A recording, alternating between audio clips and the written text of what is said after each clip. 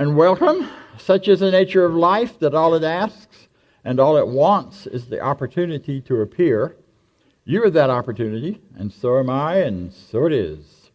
If you will join me in this opening treatment, here is the truth. Today is a brand new day. It's an opportunity to live, breathe, and choose to live the way we decide we want to do.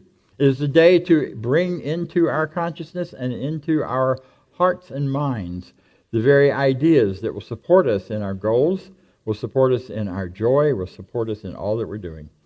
So today, as we have this great time together of good ideas, of good music, and good treatments, we celebrate it. We know that life is for us and only for us. Knowing that that's so, we release this treatment now, letting it be, and so it is. So thank you for being here. If you're here for the first time, we give you a very special welcome. And be sure at the end, we won't ask you to stand up and embarrass you or any of that, but we will, and we do very much want to meet you and see who you are. I invite you to meet us out front afterwards in the lobby to say hello and let us know. If you've been here, this is just your first time today, and you've been here many, many times, then equally welcome. Thank you. We won't ask you to stand up either yet. And if wherever you come from, whatever your background, whatever path you've walked until this point, you're here at the right place at the right time by the divine appointment of your own consciousness.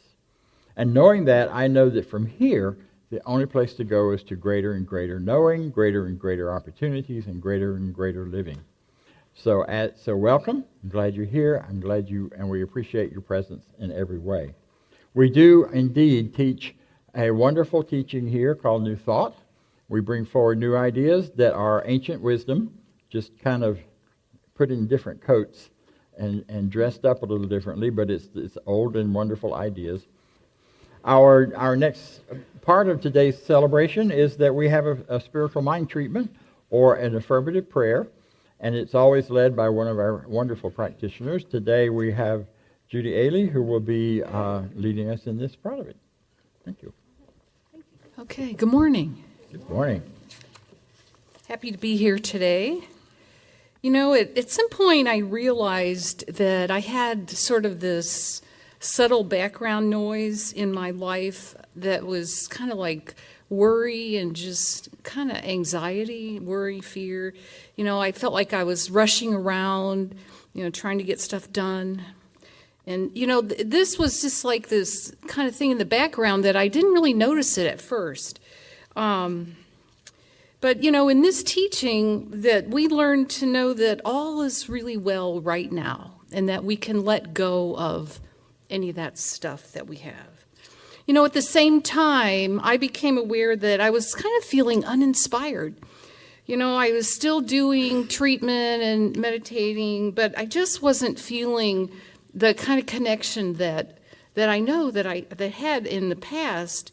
And so I started doing some treatment about having a deeper, fuller understanding of this teaching. I felt like I was really ready to get really deep into it. The result of this treatment for me has been sort of a spiritual renaissance.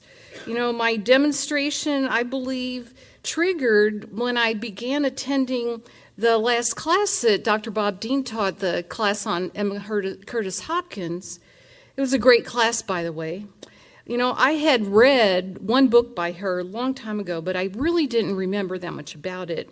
But I was always drawn to her, and I had other books by her that I hadn't read, which I understand now why I hadn't read them, because they're a little hard to read. But anyway, it was interesting in that class to find out that Emma Curtis Hopkins was Ernest Holmes' teacher, and that before he wrote the Science of Mind textbook, which we base a lot of our work on, is that he studied with her, sort of one-on-one, that he really was connected with her. And so he wrote the textbook after this time period. So it was really interesting to me. I could really see an overlap between her ideas, her ways of saying things, and the Science of Mind textbook.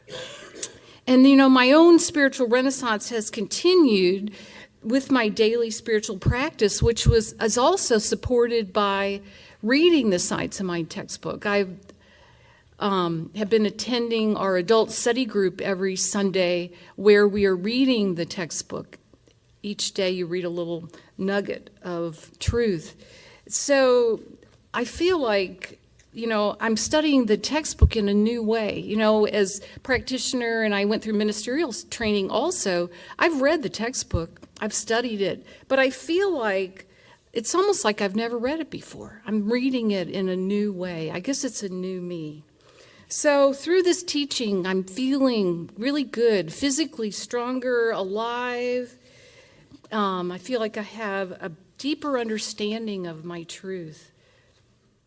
So if you want to jumpstart your life, if you're really looking for a deeper understanding, I really believe it's there for all of us. Take the upcoming class. It's on prosperity. What greater subject that could be? Come to the adult study group. What better way to open yourself up to a deeper understanding of this teaching than by going back to the actual writing of our teacher and founder, Ernest Holmes. So this is just where I've been lately, and I just wanted to share that with you. I have a little reading, of course, from the Science of Mind textbook. Anyway, here it is. I believe this was from, I'm not sure which week this was from, but we read this sometime recently. And here it is. We do not look at the things which are seen as being eternal. Behind the visible and changeable is the changeless reality, the eternal one, working in time and space for the expression of itself. The divine ideas stand back of all human thought, seeking admittance through the doorway of the mind. All right, with that in mind, if you will join with me in spiritual mind treatment or affirmative prayer, if you will accept this for yourself, I'm going to try to do it in the first person. All right. Let us just know this, that there is one power, there is one presence, there is one life, one spirit, one love, one truth, and that I am fully immersed in, filled with, moving through, and one with this presence, this spirit, this life, this intelligence, this love. This is a truth of my being. This is a truth of who I am. And I know that my life is expanding in greater and greater ways. It's getting better and better in every way, every day. I just affirm this, and I know this. I know that my health is complete and perfect. I know that my loving relationships expand and grow, that I'm connected at the heart level, that I'm where I'm supposed to be, when I'm supposed to be there. I know what to say and what to do, that I bring love, constructive thought, constructive aliveness to my world, that I am one with this universal divine intelligence that provides me with knowing, with great creativity, with new ideas, with new ways of looking at things. I know that anything in my life that appears other than this, whether it's doubt, fear, frustration, something in my physical body that is not absolutely perfect, pure, whole, and complete, that I know that that is simply not the truth of who I am. Instead, I know that there's a pattern of wholeness, of purity, of strength, of love, of peace, of all-knowingness that is at the heart of who I am, and that I'm here to express that, and that this presence only desires what is great for me. This power, this presence is a power for good. It operates in, as, and through me all the time. I deny anything that would stand in the way of this. It's just not simply the truth of who I am. I am grateful for this knowing. I am grateful for deep understanding of these principles, these universal principles of truth that I express in my life every day. I release this now, knowing that it is so, and so it is.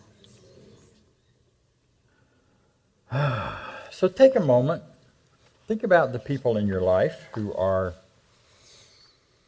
you feel connected to. That if you were pushed or pulled or asked or requested to say, this is my spiritual family, this is my community, these are the people who I know I can count on, who are going to see me, who do see me as the spiritual being that I am, who also see my flaws or my other parts, and also are still here for me. Who would those folks be? I'm not going to ask you to stand up and name names, but to get that idea in mind, because what I want to do today is invite us to consider thinking about this whole business of spiritual community, and more in general, because, there isn't anything that isn't spiritual. God's Spirit is in everything, so all community is spiritual. But there's a difference when this community is intentionally focused around spiritual truth and intentionally focused to bring a greater growth and openness and love and support and awareness of the divine in its gathering. So in that sense is what I mean by spiritual community, a spiritually intended community. Now, don't get worried. When we start talking about community, I'm not going to be asking you to, break out your bell-bottom jeans and your sunflower dresses and leather bands, and let's all go live in the field somewhere together and just have love and light. Too often, I'm afraid, when we think about spiritual community, that's kind of where we end up. That's where we end up, is with this idea that it's some kind of woo-woo thing from the 60s. Well, we did a lot of practice on community in the 60s, and we learned a lot, and things are still happening. But the truth is, whoever you are, you have some kind of community connection. It may be your family, it may be your work colleagues, it may be the folks in this room, but anywhere, somewhere, however, you've got a community. And the interesting question, the important thing is to say, what role does that play in your life? And what is the point of even talking about this? I already have it, or I don't have it. If I don't have it, I'm not sure how to get it. But I have it, and it's okay, and it's wonderful, and I don't mess with it, please. So I'm not messing with it. I'm just sharing about it. See, one of the important things about this is that in talking about community, we're talking about one of the most important aspects of our center. New thought principles that we are teaching here, you can find them everywhere. You can go online, you can Google it, Google New Thought, Google Ernest Holmes, Google Emma Curtis Hopkins. You can get all of the ideas and the information from there, if you want to. You can pick it up in a business meeting where you're doing goal setting and visioning and bringing things to focus so that you set your intention, and then the creative process of the infinite says yes, and you begin to create your life accordingly. So all of that is there for you, all around, all over the world. When I got into this teaching in the early 80s, that wasn't true. If you wanted these ideas, this was one of the few places you could get it. And a couple of unity churches that were around. We didn't have the internet yet, not like we have it now, so that wasn't there. And so to get these ideas, we had to come together. And we did in very large numbers downtown, over here at the High Museum. And it was rich and wonderful and lots of festivity. And at the same time, a very decided idea that we weren't going to do anything there that looked like church, or that looked like community building, or that helps people get together. And yet every Sunday after those hundreds of people got together, every restaurant around there was full of us in groups doing community. We took it upon ourselves to create community. And we had wonderful experiences of community. I have lifelong friends from those days when I first walked into these rooms that will always be there, no matter what. And that's rich and wonderful. So now we're at another time, many years later, where it's everywhere. You don't have to show up here to get it. You don't have to even participate in a center like this to get these ideas and to put them to work and live in your life. So what's the point? What got you out of bed this morning, tromping through the green snow that's still falling out there, and it has the ground all covered, and there were kind of rivulets of orangey green stuff all over my parking lot. What is it? What are you looking for?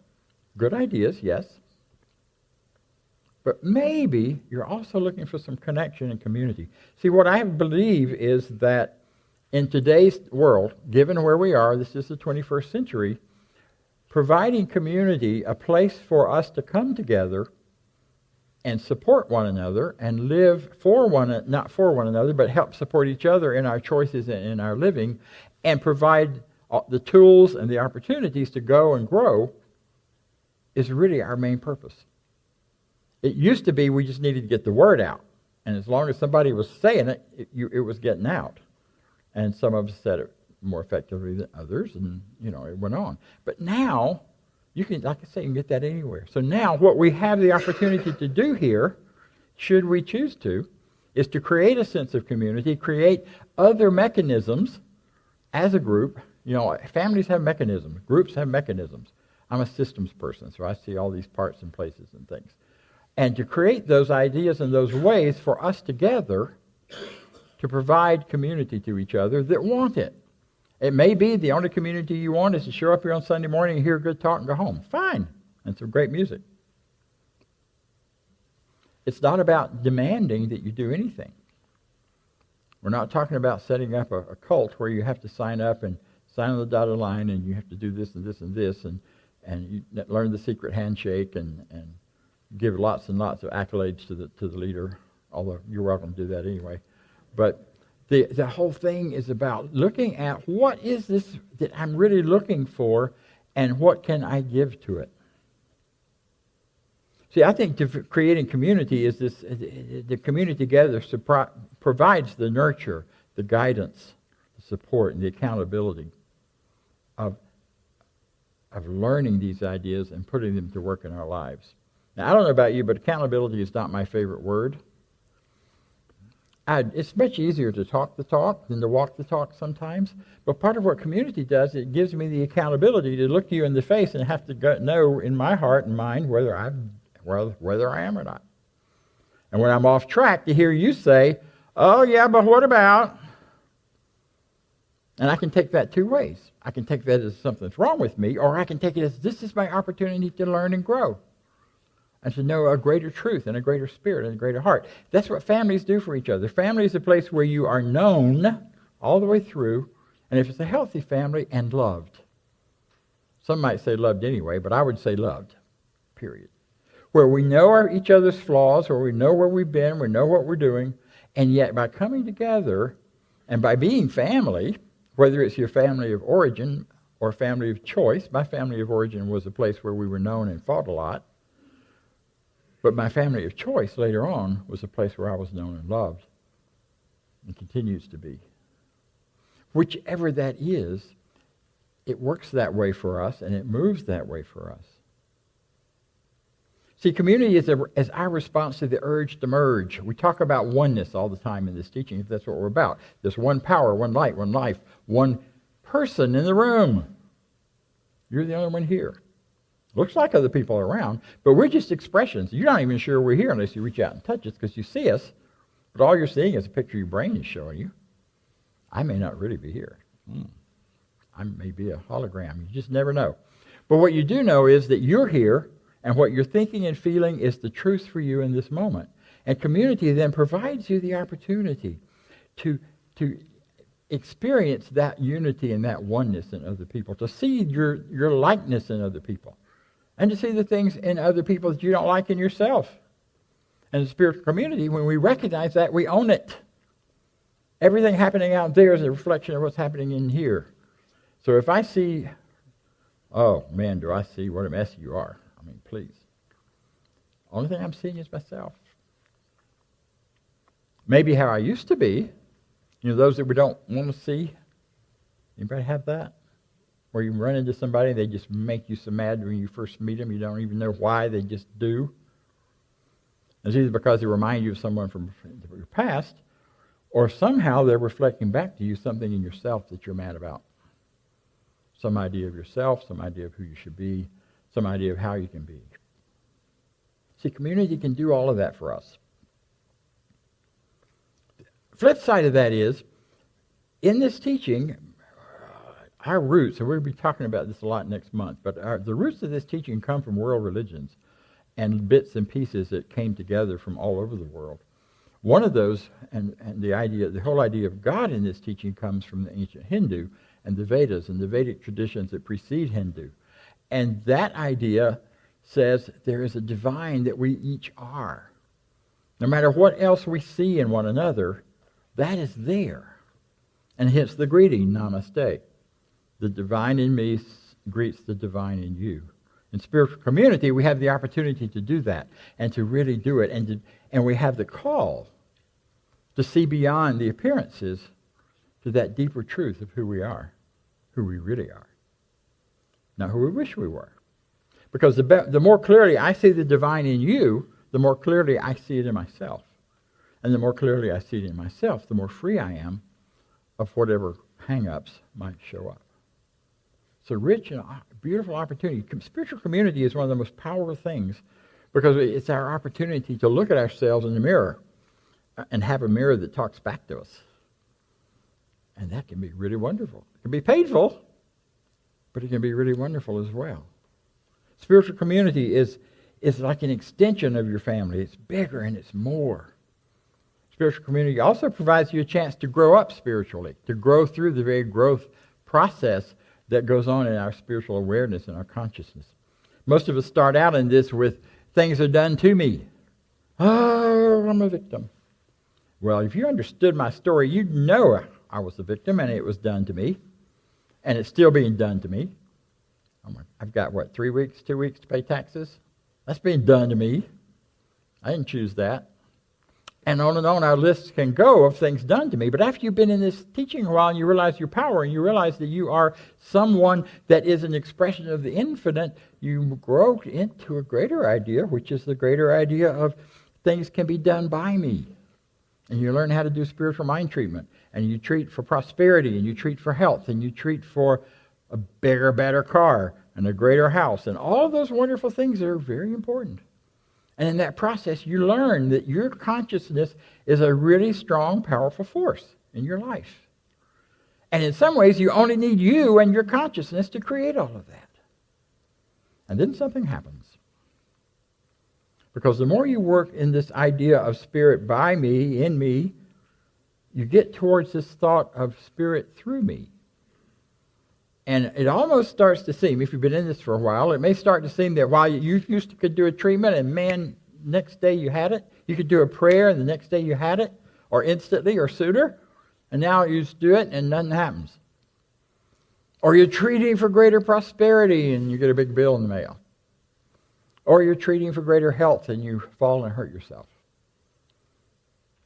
What's happening there is you're moving into that third stage of spiritual growth, which is the stage in which Spirit is working through you to a greater good than you have conscious awareness of at all times. And that's where community comes in, because that's where we have to have the two or more. That's where I can only see how Spirit is working through me, or I can most effectively see it as I see it reflected back to me in your thoughts, your face, your ideas. That third stage. And it can be real confusing for those of us who've done some really fabulous treatments and had some great demonstrations. To suddenly you're kind of bouncing around. You wonder what? Those of you who are newer, you're not sure what I'm talking about, we're going to have some workshops and some opportunities over the next few weeks for you to learn more about spiritual mind treatment and how to do it. You got to go through the first two stages to get to the third one. But that third one is where the community becomes so important. You can learn how to do spiritual mind treatment on the web. You cannot do two or more gathered unless there's another real person there. Now, you can do that on the web. We're going to be teaching classes over the internet. That's different. You still got real people. Okay. And someone's texting me. I thought I'd turn it off. We do that. We'll have opportunities for that coming up. Intentional communities choose who we are. We choose our direction. We choose our vision. We choose our values. We look at all those things that are who we think we are and we should be and what the rest of the people around may say, and we get to decide this is who we are and this is who we'll be in the world. And then we begin to create that and make our decisions based on it and treat one another accordingly. We may choose to adopt a communication style. It's a wonderful, a whole world of material that is called nonviolent communication or compassionate communication. Some of you may know it. And it's a beautiful communication process in which we make sure before we respond that we understand what the other person is saying. And while it is my goal to do that, I don't always succeed. But when the community together is working to really capture and understand what one another is saying, then we can support each other in moving into this much more compassionate and supportive way of being. At the CSL Center in Asheville, they do a practice in their new class, or their class for new members, that's around this, and everyone gets a partner, and you stand with that partner, and they say all the icky stuff they need to say about something, and you have a little card on a popsicle stick. Remember those? And the card says, on the side facing you, it's not about me, it's not about me. On the other side, it says, tell me more, tell me more, tell me more. And the goal is to reach a point in our lives that even in those sticky, difficult conversations, we can be holding that popsicle stick up and say, tell me more, because the person is only talking about themselves. We're all always just talking about ourselves, because that's all we got. We can make up stories about one another, which we do really well. But in spiritual community, the goal is to break all that up and get to a deeper truth within each of us, and therefore be able to reflect the deeper truth back to the others. We choose to make agreements, the 4 agreements. Many centers use the 4 agreements by Don Miguel Ruiz to express what those agreements will be. To always speak highly of yourself. Never take anything personal. Don't make assumptions. Is there anything left? There's a 4th one. Do your best. Do your best. Do your best. Do your best. Good. You're with me. I like it. See, and in today's world where we no longer live in close proximity to each other, where getting here, or especially in Atlanta for an evening class, all to come together in one place is a real challenge. We have created for ourselves as human beings a whole other way of being together. And that is the internet. That is Zoom classes. That means we can have discussion meetings. I was part of a treatment or a prayer group, a affirmative prayer group, where nobody was in the same state. And we have an intense closeness, and we get together and we do work for each other, and we mastermind, and we know the truth for one another, and it feels as real as if we're sitting in the room together, because it is. The infinite knows nothing of time and space. That's our creation. So if we choose to, we can transcend that. So part of becoming a community and building community is doing it in ways that we haven't thought of before. The other thing that I think community does in a really powerful way is it gives us all the opportunity to participate in Spirit's most powerful and important expression of itself, and that is giving. We can participate by giving of ourselves. If Neil Donald Walsh says in I think it's in his first book, but it was in mimeograph pages that I sat with him with before any of the books were published, and had the opportunity to talk about and kind of be one of his people to do a sounding board for those books. And he said, and he repeated this throughout his work, if there's something you feel like you're missing in your life, find someone else that needs it and give it to them. That's what spiritual community provides. The opportunity for us to give to one another. The opportunity, people who show up here every week, they're not paid, but they have the joy of giving. They show up here and they set up signs and they usher, and some of them are in the room, thank you, thank you, thank you. Because in giving, they receive. I mean, why should the minister be the only one to get the goodies with that one? Or any other 1 or 2 leaders. Community provides an opportunity for you to ramp up your prosperity in every area, not just money, love, relationships, your prosperity of health, all of those things, by doing what works best, and that is giving. Giving to that which you want to express and have more of. The way to have more love is to love more. You run around trying to get it, it ain't going to work. But you can love more, you can have more, you can be more by doing it, and doing it from that standpoint. See, my goal here is to lead this spiritual community into the transformation of our culture where everyone can continue to participate at your level of choice. If your level of choice is Sunday morning once a month, cool. Welcome. We're glad you're here. If your level of choice is deeper than that or more than that, I won't say deeper, more than that, and you want to get more involved and you want to give more or receive more or take classes or do more commitments to the community itself, good. We want a place to do that and a way for you to do that that's easy and that can be handled without a lot of hassles. See, I believe that's our future. I believe our future is small groups gathered together in large community like this and bringing these great ideas. Because you're all perfectly wonderful spiritual beings already. You don't need fixing. You know? You're pretty awesome. You're very awesome. So what we're doing is creating communities in which, and groups, and small groups, and classes, and all kinds of things that can come forward as we choose to, that fits the personality of this group, to provide places for you to experience that even more. At whatever level you choose. With no shoulds and oughts. Someone was commenting earlier, I won't name names. I'll try not to anyway. It's too bad we can't use guilt in this teaching. We could guilt you people into doing this and that and the other. You're going to go to hell for sure. I can do that. I'm proud of the fact that I was a Baptist. That's where I learned how to love. I learned how to love. I learned how to do it. I can shout that stuff at you. But you know what? That's not what we're talking about. No shame, no guilt. Nothing less than about anything you choose to do for your spiritual life and your own personal growing life. Regardless of what anybody else thinks about it or says about it. Including me. And if I do, please forgive me ahead of time. We'll talk about it.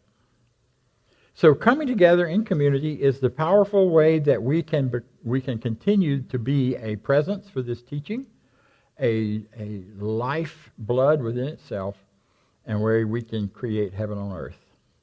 There's a great story. I'll show you part of it.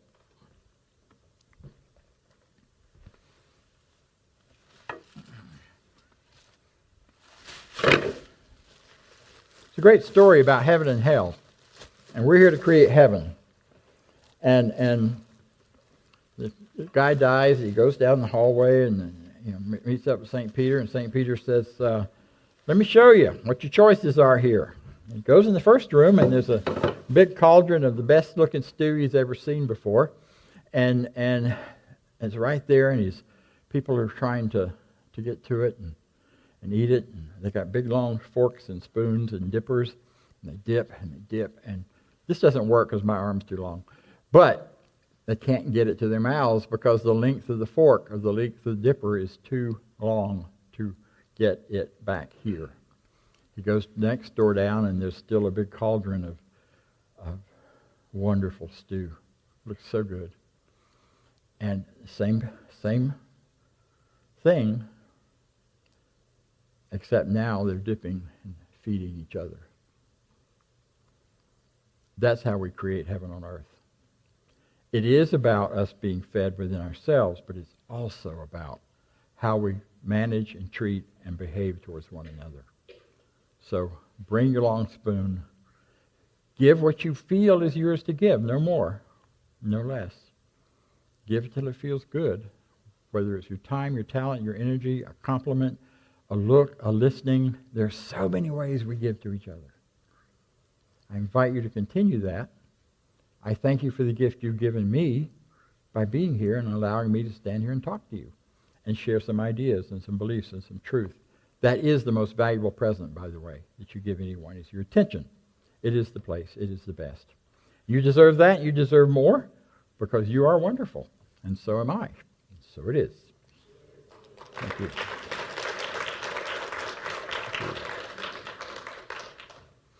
Well, let's take a few moments. Get rid of my fork.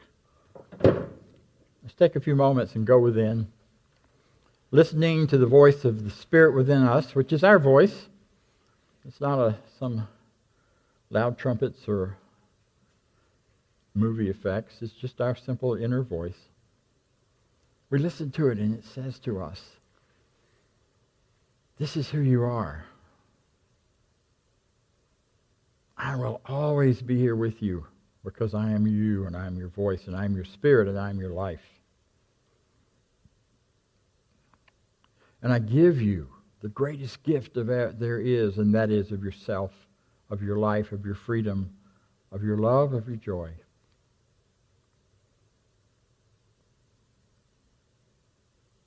And knowing this, I know the one power within me has the power then to create the external part of my life according to the truth and the real desires that I have.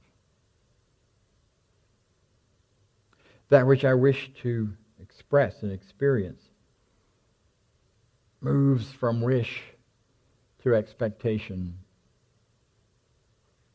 to requirement, and it shows up. That spiritual family I thought of at the beginning of this talk is an expression that the divine has brought to me through me, and is the place through which I can find the greater truth.